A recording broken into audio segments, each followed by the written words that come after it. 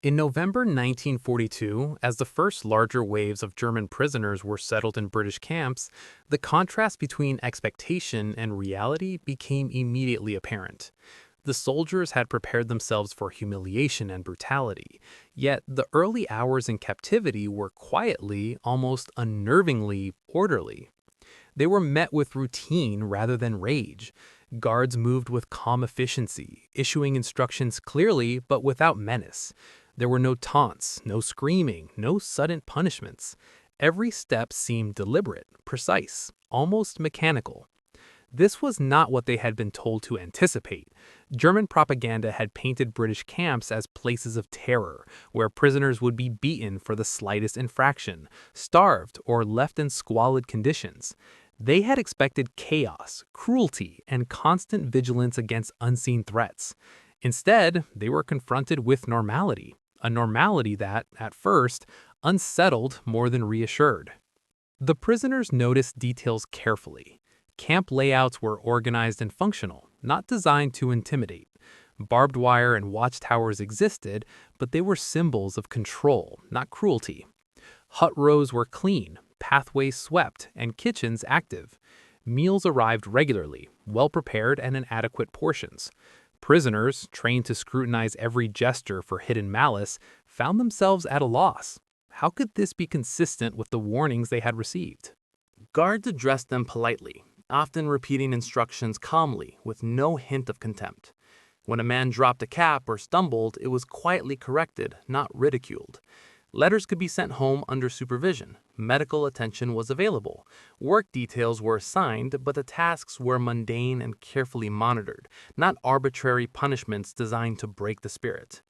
Each of these encounters was a small, accumulating contradiction to the narrative they had been fed. Some prisoners recorded in memoirs that the first days were a peculiar form of psychological tension. It was not relief they felt, nor trust. It was uncertainty, a growing dissonance that gnawed at their certainties. Every act of ordinary decency was analyzed for hidden intent. Could the British be smiling to lull them into a trap? Could the steady provision of meals and beds mask later suffering? The mind, trained to anticipate cruelty, struggled to interpret normal behavior. Daily routines became a source of subtle tension. Breakfast, roll call, work details, dinner, lights out, all carried out with precision. The men observed each repetition, measuring whether efficiency was a form of control or kindness. Small courtesies like guards helping carry heavy bundles or providing directions were met with suspicion. Many soldiers instinctively prepared for the worst at every turn, imagining that cruelty could come later, after the routines were mastered, after the eyes of other prisoners and superiors were diverted. Food, in particular, became a point of both observation and disbelief. German soldiers had been warned of starvation, of meager rations designed to weaken body and mind. Here, meals were regular and adequate. Hot soup, bread, tea, and occasionally meat appeared on the tables. Prisoners measured each serving, comparing it against what they had been told to expect. Some questioned whether it was a temporary reprieve, a deceptive calm before a storm. Others, more pragmatically, simply ate, unsure if suspicion itself could change the reality of sustenance. Medical attention revealed the most stark contradictions. Wounded or sick prisoners were treated promptly. Bandages were applied properly, fevers checked, complaints addressed. German soldiers who arrived expecting neglect or intentional cruelty were confronted instead with competence and care. Even the most cynical observed that the British medical staff, often women and older men, performed their duties efficiently with attention to hygiene and comfort. This challenged deeply ingrained assumptions about the supposed cruelty of the enemy. The camps themselves fostered a slow, almost imperceptible erosion of certainty. Soldiers noticed order in everything, from laundry lines to recreation huts, from library facilities to carefully maintained latrines. Any small act of organization contradicted the narrative of sadism. Yet this contradiction did not produce relief, it produced confusion. How could an enemy capable of defeating armies in the field also treat captives with dignity? The human mind, trained for war, found such inconsistencies destabilizing. Interactions among prisoners added another layer of complexity. German men discussed what they were seeing, comparing notes with comrades. Rumors of other camps where treatment might differ circulated. Many soldiers rationalized that they were in a good camp only temporarily. Others began to doubt that the propaganda they had relied on fully captured reality. These discussions were cautious, measured, often tinged with disbelief. The early seeds of psychological shock were taking root. Civilian encounters further amplified dissonance. On work details outside the camps, prisoners encountered British men, women, and children. Civilians rarely displayed anger or aggression. Some offered small courtesies, directions, nods of acknowledgement, or shared labor. German soldiers expected hostility, mocking words, violence, or open contempt, but were confronted instead with neutral, sometimes helpful interactions. Silence and routine replaced the anticipated chaos. Each civilian encounter became a test of their preconceptions, revealing cracks in the framework of belief that had guided them for years. The slow erosion of certainty was compounded by observation of camp rules and governance. Officers conducted inspections, roll calls, and work assignments according to established protocols. Punishments, when administered, were deliberate and proportionate, not arbitrary.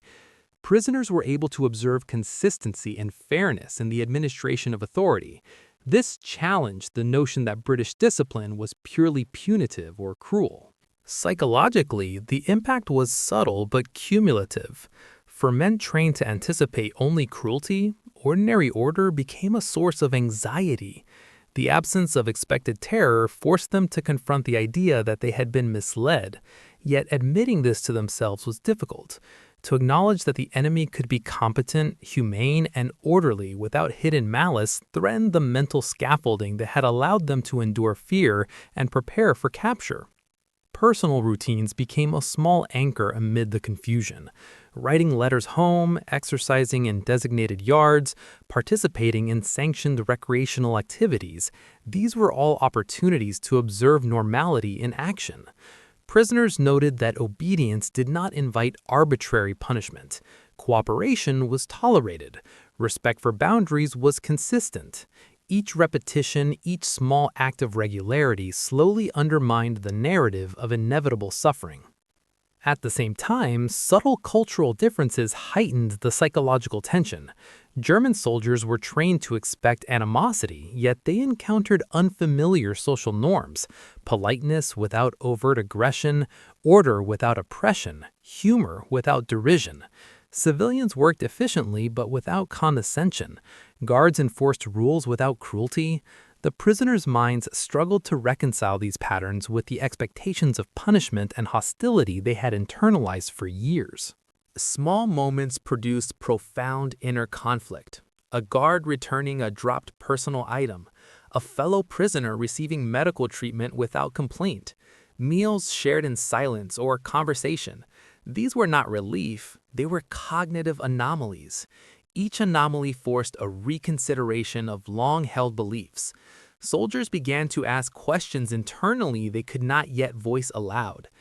Could it be that everything they had been told was exaggerated, misleading, incomplete? Confusion gave way to tension. Prisoners became hyper-aware of every interaction, every small gesture, every detail of routine.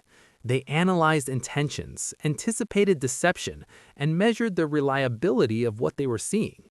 In psychological terms, they were experiencing cognitive dissonance on a collective scale, the clash between deeply ingrained expectation and observed reality.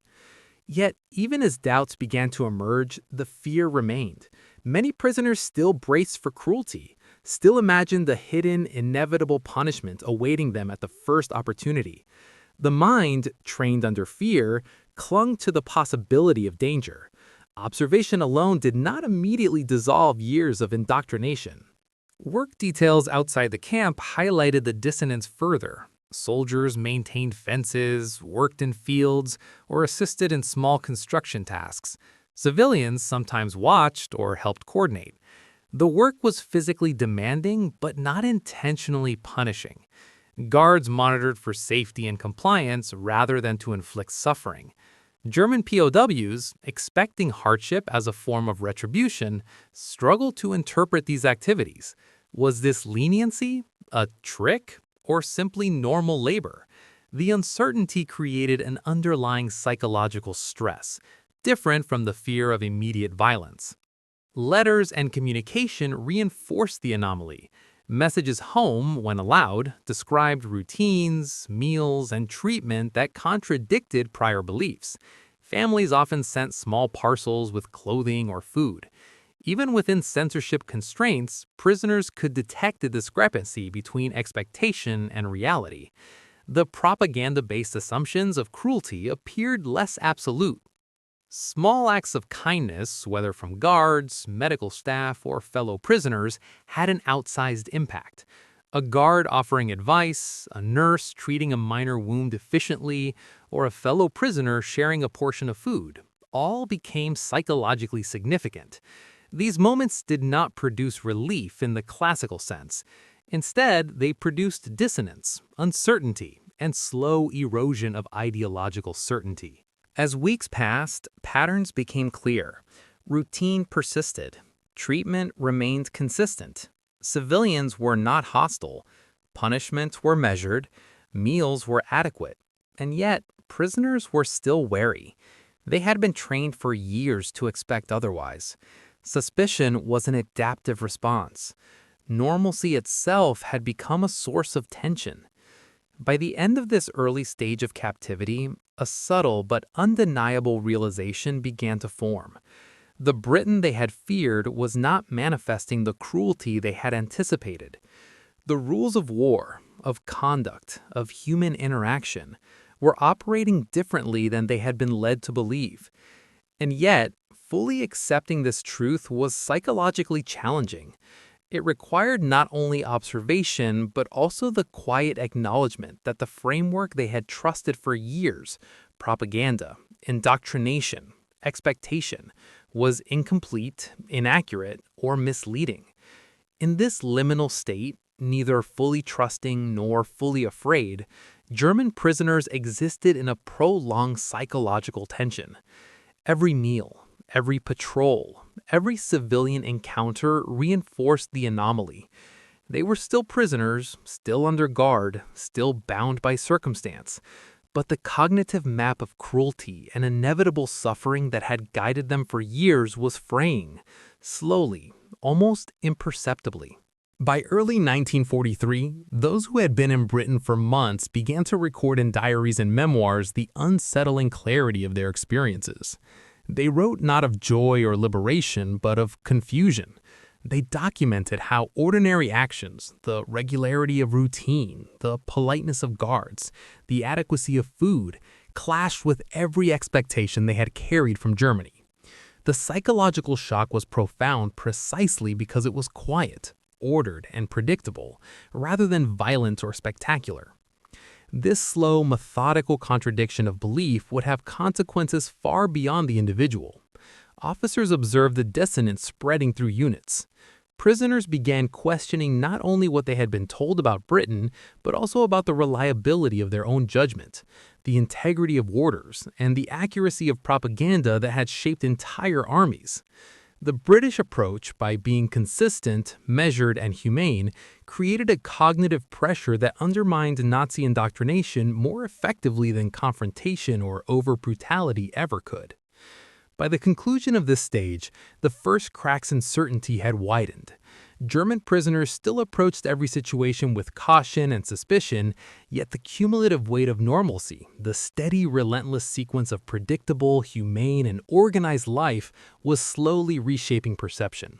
What they had been told to fear, what they had prepared themselves for, was not manifesting in the ways they expected.